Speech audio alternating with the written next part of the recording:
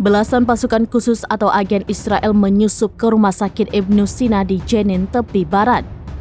Sekitar pukul 5:20 pagi pada Selasa 30 Januari 2024, agen-agen tersebut menyamar seperti warga sipil, pasien, perawat, dokter, bahkan wanita berhijab.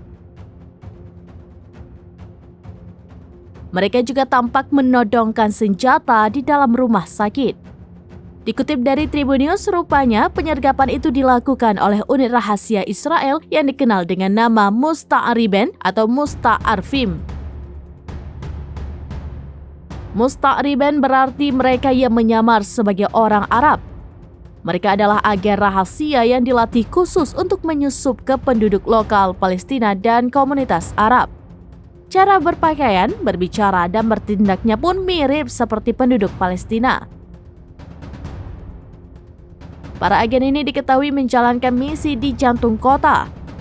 Ruang lingkup operasi mereka yakni pengumpulan informasi intelijen, penyelamatan sandera, hingga pembunuhan. Diketahui unit tersebut sudah ada sejak sebelum Israel berdiri. Unit itu terdiri dari pasukan Israel, polisi perbatasan, dan kepolisian internal. Namun tidak ada catatan tentang Musta'riben yang ditugaskan untuk membebaskan sandera Hamas. Tentara Israel dikabarkan membubarkan unit-unit ini setelah tugas mereka diketahui.